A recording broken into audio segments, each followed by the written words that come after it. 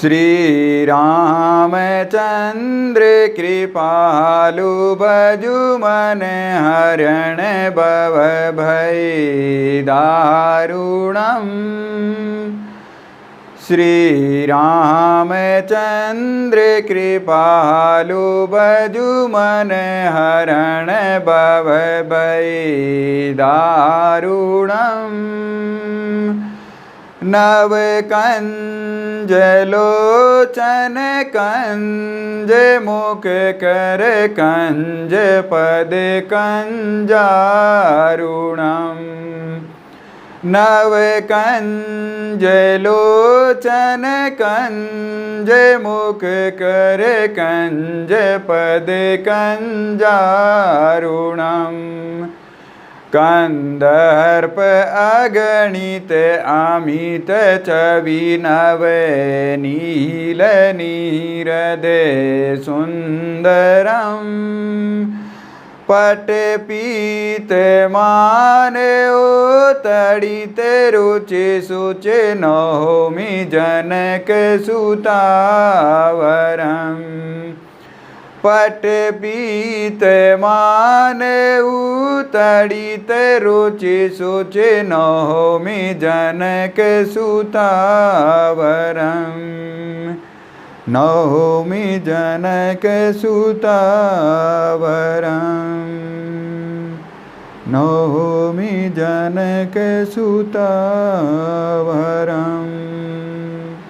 नमस्ते मित्रों, कैसे आप सब लोग? बढ़िया, मजे में। चलो, ईश्वर आपको सदैव खुश रखे, प्रसन्न रखे, आनंदित रखे और सदैव आप अपने कर्म पथ पर आगे बढ़ते रहे, इसी मैं आप सभी के लिए परमपिता परमेश्वर से कामना करता हूँ।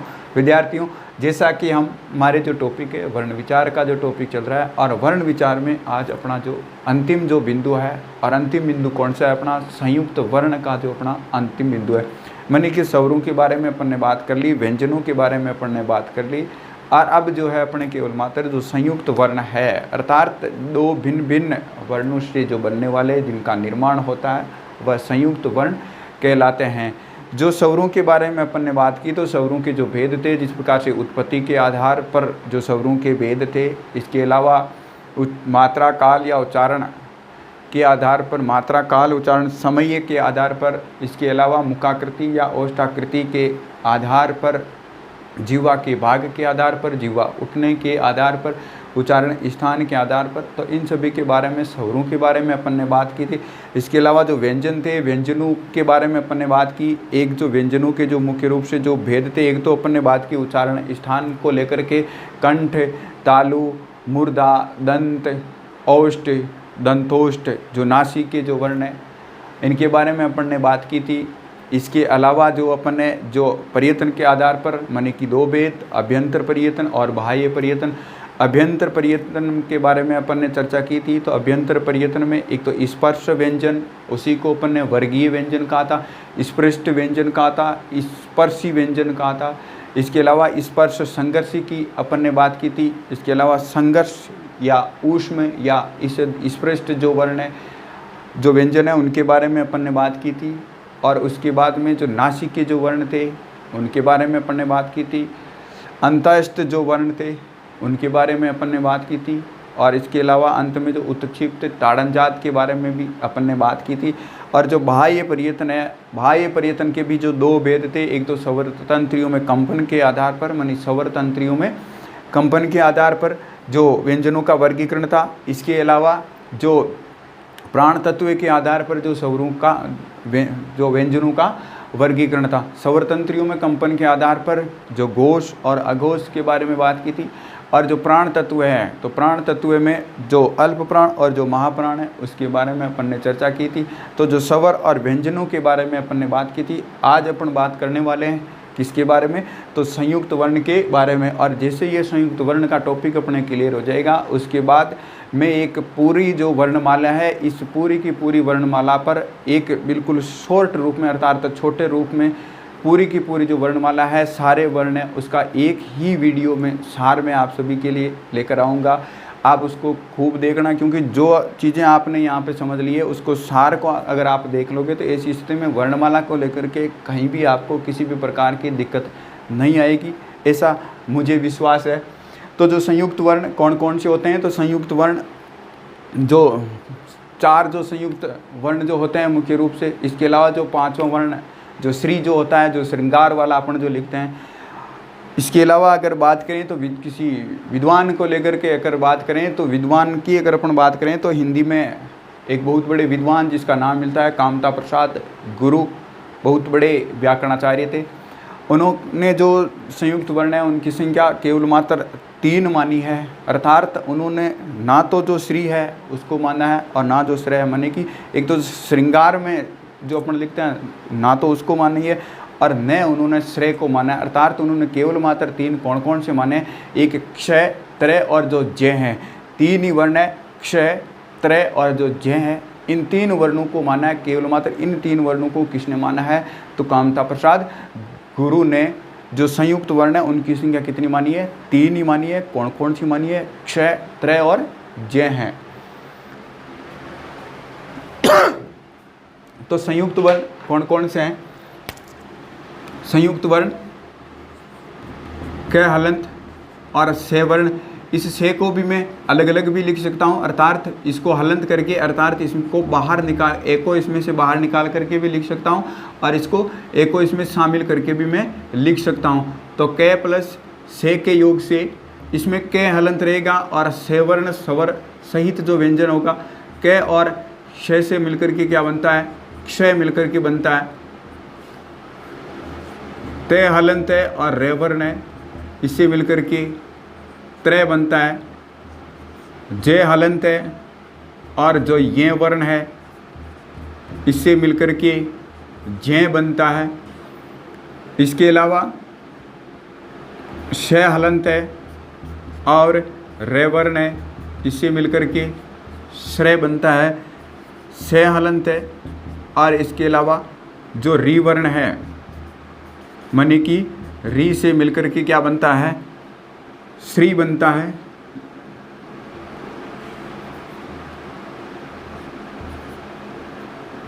ये इसी प्रकार का जो श्री बनता है, माने कि क और से मिलकर के से बनता है। तय और रे से त्रय बनता है। जय और ये से जय बनता है। श और रे से श्रेय बनता है और से और री से श्री बनता है, जो कि अपन लिखते हैं जिस प्रकार से जो श्रृंगार वाला, ये सबसे बड़ी अशुद्धियाँ रहती है ज़्यादातर यहाँ पे किस प्रकार से, माने कि जो अपन श्रृंगार लिखते हैं, इस श्रृंगार को इस प्रकार से लिख देते हैं। श्रृंगार जो कि बिल्कुल भी क्या है, अशुद्ध है, क्योंकि श्रृंगार में श हलंत और री वर्ण होता है और री से फिर क्या बनता है, इस प्रकार से श्री बनता है और श्री बन करके फिर शब्द क्या होता है, गार शब्द जोड़ जाता है और शब्द फिर क्या बन जाता है, श्रृंगार शब्द बन जाता है। या तो आपको लिखना है तो केवल मात्र जो स है इस प्रकार का श्रेय लिखना है या फिर इस प्रकार का श्री लिखना है, दोनों को एक साथ कभी भी नहीं लिखना है। माने कि या तो आप श्रेय लिख दो या फिर श्री लिखो। माने कि श्रृंगार में तो क्या आएगा, श्रृंगार में इसी प्रकार का श्रेय आएगा और इसी श्री से मिलकर के क्या बनेगा, श्रृंगार शब्द बनेगा। जिस प्रकार से ये श्रृंगार बन गया, इसके अलावा जो एक श्रृंग है, माने कि श्रृंग से ही शब्द क्या बनता है, फिर श्रृंगार शब्द बनता है। तो इस प्रकार से शब्द बनते हैं। माने कि ये 4 क्या है, 5 क्या है, संयुक्त क और से मिलकर के क्षय, तय और रे से मिलकर के त्रय बनता है, जय और ये से मिलकर के जय बनता है। ये सबसे बड़ी समस्या है। अर्थात आजकल अपन इसका जो उच्चारण है ज़्यादातर ना, मैं अगर बात करूं तो पूरे भारतवर्ष की तो बात नहीं कर सकता, यद्यपि अपने जो राजस्थान का लगभग क्षेत्र है और मध्यवर्ती जो भारत का जो क्षेत्र है, इसी का जो उच्चारण है, माने कि क्या करते हैं, ज्ञान करते हैं। अर्थात जिस प्रकार से ये ज्ञान होता है, अर्थात इसका उच्चारण क्या करता है, ज्ञ करते हैं, ना कि जय करते हैं। अर्थात इस ज्ञ से क्या बनाते हैं, वो ज्ञान बनता है, जो कि कबीरदास जी की जो सदुकड़ी भाषा थी, एक बहुत बड़े जो अपने हिंदी साहित्य की दृष्टि से बात करें तो भक्ति काल में बहुत बड़े विद्वान हुए हैं। निर्गुण शाखा की दृष्टि से अगर बात करें तो कबीरदास जी, और कबीरदास जी ने इस प्रकार की जो सदुकड़ी जो उनकी भाषा थी, माने कि सदुकड़ी साधु धन कड़ी से मिलकर के सदुकड़ी भाषा, जिसको पंचमेल या खिचड़ी भाषा के नाम से भी जानते हैं। सदुकड़ी माने कि साधु जो अकड़ करके बोलता है, साधु धन कड़ी से, अर्थात साधु जो अकड़ करके बोलता है, तो उस सदुकड़ी भाषा में इसको ज्ञान कहा था। अर्थात संतों भाई आई ज्ञान की आंधी रे, कि भ्रम की टाटी सबे उड़ाई माया रहे ने बांधी रे। तो उस समय उन्होंने इस ज्ञान का प्रयोग किया था, इस ज्ञान शब्द का। और आजकल अपन क्या करते हैं, जो ये जय हलंत और ये से मिलकर के जो जय बनता है और इसी में आ की मात्रा लगा करके क्या बनाते हैं अपन, जो ज्ञान बनता है। इस प्रकार से माने कि जिस प्रकार से विज्ञान नहीं होता है, विज्ञान होता है। तो ये ज्ञान जो होता है इसको अपन क्या कर बोल रहे हैं, आजकल ज्ञान बोल रहे हैं, जो कि अपने जो उच्चारण की दृष्टि से क्या है, ये अशुद्धि है। क्योंकि भाषा है, अगर कोई अच्छा भाषा का प्रयोगता है या जानकार है तो ऐसी स्थिति में वो शुद्ध शब्दों को बोलने का प्रयास करेगा, वह शुद्ध शब्द बोलेगा।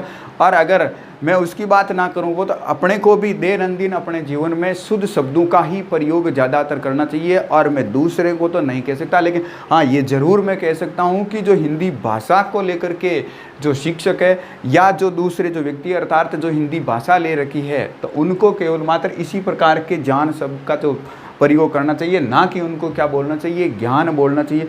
मैं किसी के लिए ये बात आधिकारिक रूप से नहीं कह रहा हूँ, मैं केवल मात्र मेरी दृष्टि से मैं बता रहा हूँ। क्योंकि मैं ज़्यादातर हमेशा ही इसी प्रकार से अर्थात ज्ञान नहीं बोलता हूँ, मैं ज्ञान ही बोलता हूँ। तो आपके लिए भी, जो भी मेरे वीडियो को देखते हो, उनके लिए भी ये दिक्कत नहीं रहनी चाहिए, ये समस्या नहीं रहनी चाहिए कि ये ज्ञान क्या होता है। अर्थात जो जिसको आप ज्ञान बोल रहे हो, मैं उसको क्या बोल रहा हूँ, ज्ञान बोल रहा हूँ। क्योंकि शब्द जो है शुद्धि की दृष्टि से इसको क्या बोला जाता है, ज्ञान ही बोला जाता है। जिस प्रकार से जय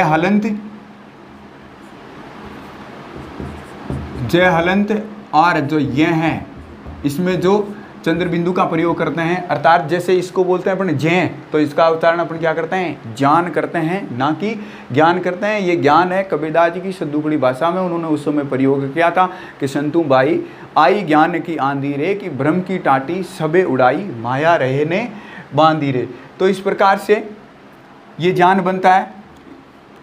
स और रे से मिलकर के क्या बनता है, श्रेय बनता है। श और री से मिलकर के क्या बनता है, श्री बनता है। अब जो जिस प्रकार से इसके अलावा जो संयुक्त वर्ण कौन कौन से हो सकते हैं, तो जिस प्रकार से सबसे ज़्यादा अपनी जो अशुद्धियाँ होती है, एक यहाँ ध्यान रखना विशेष तौर से, इसका उच्चारण क हलंत है और से क्या होगा, क्षय होगा, ना कि अक्षय। अपन ज़्यादातर इसका उच्चारण क्या करते हैं, अक्षय करते हैं। इसका उच्चारण अक्षय नहीं होगा। अगर इसका उच्चारण आप अक्षय करोगे तो फिर इसको क्या बोलोगे, यह है अक्षय, ना कि यह। इसका उच्चारण क हलंत है और क्षय जो है के में जोर कम दिया जाता है और श में जो ज़्यादा, जो कि श भी कौन सा होता है ये ध्यान रखना, यानी कि ये मूर्धन्य सकार आता है। कौन सा आता है, मूर्धन्य सकार आता है। और क हलंत और मूर्धन्य सकार से क्या बनता है, क्षय मिलकर के, इनसे मिलकर के क्षय बनता है, ना कि इसका। और इसका उच्चारण करते हुए विशेष तौर से ध्यान रखें, इसका उच्चारण आपको अक्षय नहीं करना है, जबकि क्या किया जाता है, क्षय किया जाता है। यह त्रय, ये जय, ये श्रेय और ये इसका उच्चारण श्री किया जाता है। इसके अलावा और भी जो बहुत सारे जो संयुक्त वर्ण होते हैं, जिस प्रकार से सबसे महत्वपूर्ण में अगर बात करूं तो बहुत ज़्यादा जिसका प्रयोग चलता है, एक तो ये विद्या है और एक जो है विधा है।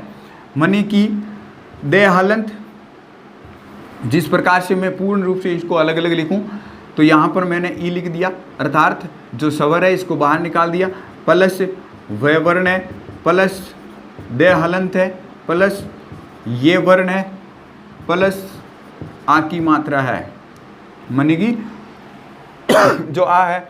अर्थात जो दे और ये से मिलकर के क्या बनता है, ये जो दे है मिलकर के बनता है। अर्थात इस प्रकार से शब्द अपना क्या बनता है, विद्या बनता है, ना कि विधा बनता है। अपने जो विद्यालय होता है, विद्यालय मानी विद्या का आलय, विद्यालय होता है, ना कि विधालय होता है। विधा मानी क्या होता है, भांति, ध्यान रखना। विधा मानी क्या होता है, भांति या तरह है। अर्थात जो गद्य की जो जिस प्रकार से विधाएं होती है तो वह कौन सी होती है, विधा होती है। जिस प्रकार से जो विधाएं अपने जो रंगमंच है, नाटक है, कहानी है, एकांकियाँ है, वह क्या है, विधा है। मानी विधा मानी वैसे क्या होता है, भांति या तरह जो होता है। लेकिन विद्या मानी क्या होता है, शिक्षा। विद्या मानी क्या होता है, शिक्षा। तो इस प्रकार से जो ये संयुक्त वर्ण है, इसके अलावा दे हलंत होता है, और जो वे वर्ण है माने कि इससे मिलकर के क्या बनता है, इस प्रकार से द्वय बनता है, जिस प्रकार से अपन शब्द लिखते हैं द्वारा।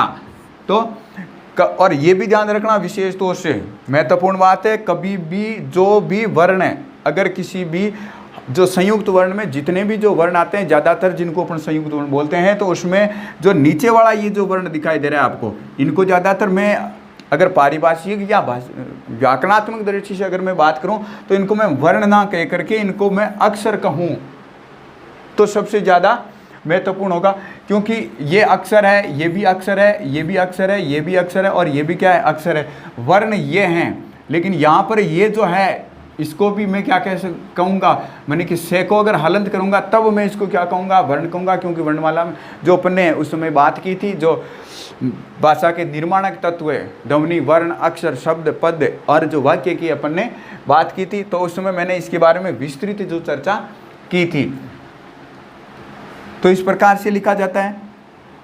इसके अलावा एक अपना शब्द लिखते हैं शुद्ध। शुद्ध शब्द इस प्रकार से लिखा जाता है, ना कि ज़्यादातर अपने देखते हैं अपन किस प्रकार से लिखा जाता है कि गुरु जी को पता है नहीं चलना चाहिए, इस प्रकार से कुछ कैसे कर दिया जाता है, अर्थात कि गुरु जी अपने आप देख लेंगे या तो द है या कौन सा कि ध है, जो भी है वो अपने आप ढूंढ लेंगे।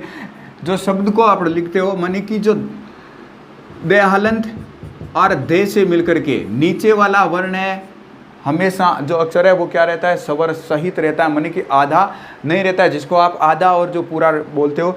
जो ऊपर वाला जिसके नीचे वो लगा हुआ रहता है वह क्या रहता है, आधा रहता है, बल्कि नीचे वाला क्या रहता है, पूरा रहता है, अर्थात स्वर सहित रहता है। तो इस प्रकार से होता है। इसके अलावा अगर मैं शब्दों की बात करूं तो जैसे एक जो शब्द है बहुत ज़्यादा चलता है, जिस प्रकार से सहस्त्र जो शब्द होता है उसको अपन क्या बोलते हैं, सहस्त्र बोल देते हैं। माने कि शब्द तो क्या होता है, सहस्त्र होता है, माने कि सहस्रानन, सहस्र अक्षर, सहस्र कर्ण, माने कि सहस्र माने हजार की संख्या के लिए सहस्त्र शब्द का प्रयोग किया जाता है। माने कि स होता है हलंत और रे वर्ण से मिलकर के शब्द क्या बनता है, इस प्रकार से श्रेय बनता है। और शब्द पूरा अगर अपन बनाए जो सहस्र शब्द होता है, सहस्र शब्द इस प्रकार से बनता है। एक शब्द होता है अपने स्रोत होता है, माने कि छह हलंत है और रे से मिलकर के बनता है, तो ये इस प्रकार से बनता है, माने कि स्रो और इसमें ते जोड़ते हैं तो शब्द क्या बनता है, स्रोत बनता है।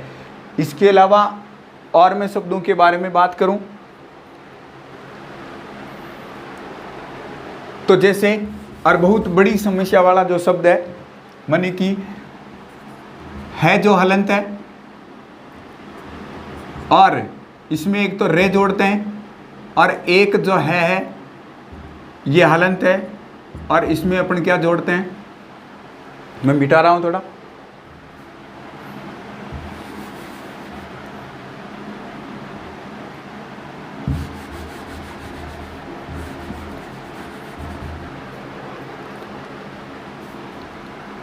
माने कि है हलंत है, इसमें रे जोड़ते हैं तब क्या बनता है, ये इस प्रकार से हरे बनता है। माने कि अपना शब्द लिखते हैं जैसे हरस्व, इस प्रकार से बनता है। और एक जो है में अपन क्या जोड़ते हैं, री जोड़ते हैं, ये जो री जोड़ते हैं है में, तो इससे क्या बनेगा, माने कि है और इस री को इस प्रकार से जोड़ा जाता है। माने कि मैं पूरा लिख देता हूं,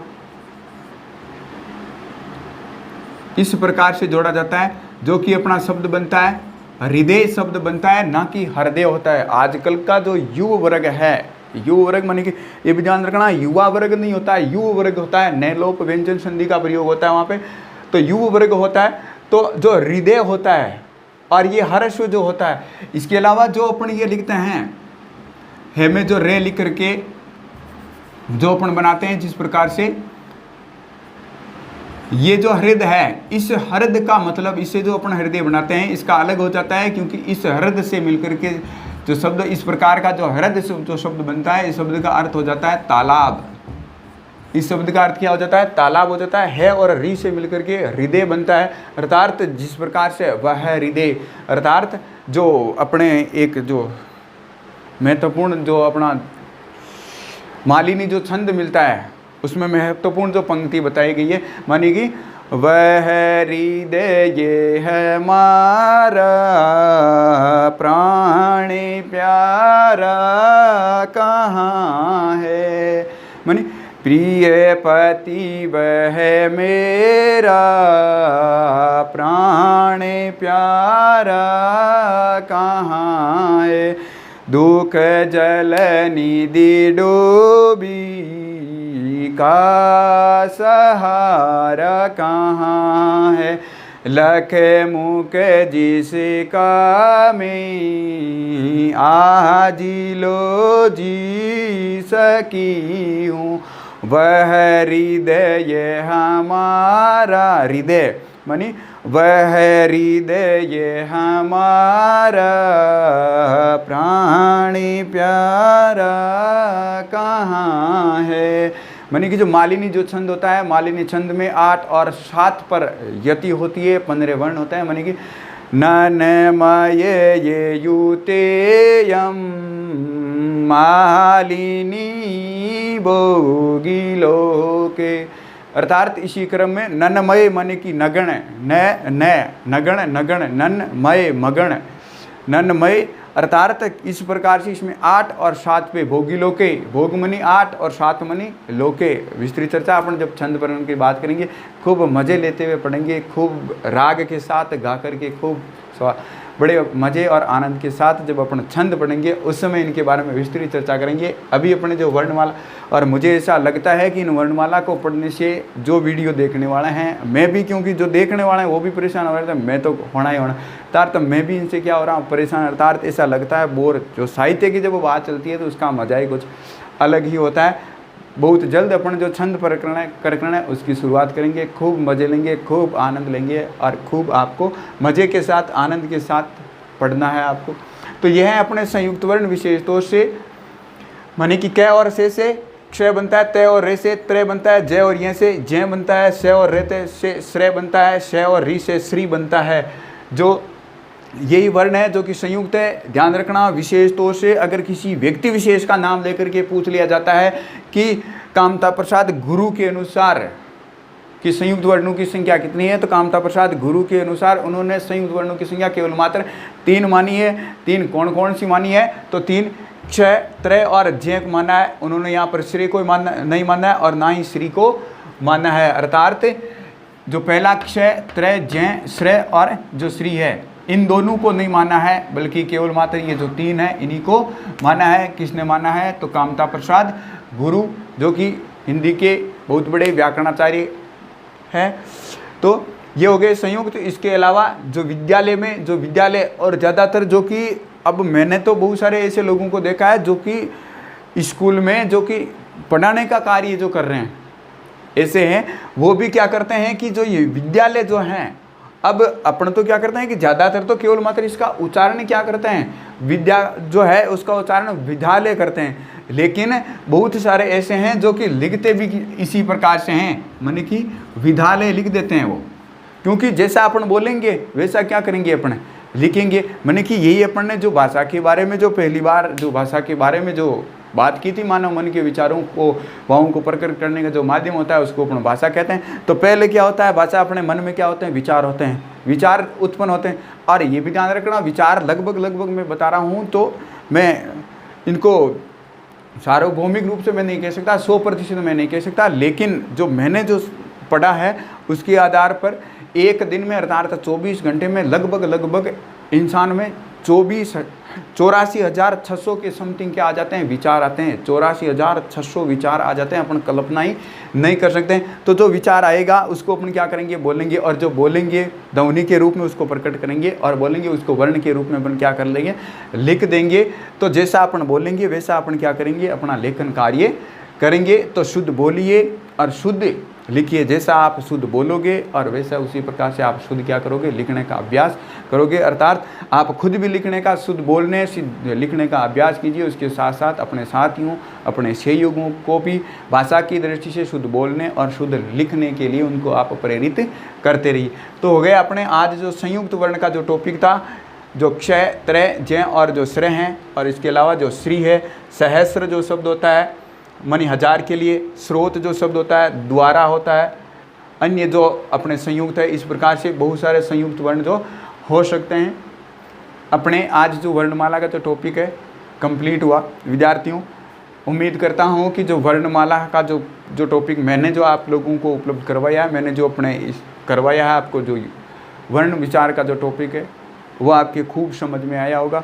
और इसको आप बार बार अध्ययन कीजिए, क्योंकि कहा जाता है कि रिवीजन ही क्या होता है, डिवीजन होता है। बार बार इसका रिवीजन कीजिए, बार बार अभ्यास कीजिए, बार बार वीडियो को देखिए, क्योंकि कक्षा में जो ऑफलाइन वाली अपनी जो स्थिति होती है उसमें एक बार अगर बोल दिया जाता है तो उसके बाद में दूसरे दिन आप पूछ सकते हो, लेकिन पूछने के बजाय उसमें स्थितियाँ होती है कि उनमें कोर्स को रूटीन में रेगुलर चलाना होता है। लेकिन यहाँ पर रेगुलर भी चल रहा है, दूसरा वीडियो आपके पास उपलब्ध रहता है। तो ऐसी स्थिति में उसको आप क्या करो, बार बार सुनो, बार बार देखो, क्योंकि रिवीजन ही क्या होता है, डिवीजन होता है। आप खूब पढ़े, खूब अध्ययन करें, खूब स्वाध्याय करें, क्योंकि विद्यार्थियों कहा जाता है कि हम लिखे या ना लिखे, हम लिखे या ना लिखे, इतिहास जरूर लिखता है। हम बने या ना बने, इतिहास जरूर बनता है। इसलिए खूब पढ़े, खूब मेहनत करें, खूब स्वाध्याय करें, आनंद खुश रहे, प्रसन्न रहे अपने घर पे, और अपनी सभी मने कामनाएं आपकी पूर्ण हो, ऐसी मैं आप सभी के लिए परमपिता परमेश्वर से कामना करता हूँ। दीजिए इजाज़त, मिलते हैं अगले वीडियो में नए शब्दों, नए तथ्यों, नई जानकारियों के साथ। तब तक के लिए दीजिए इजाज़त। धन्यवाद, धन्यवाद, धन्यवाद।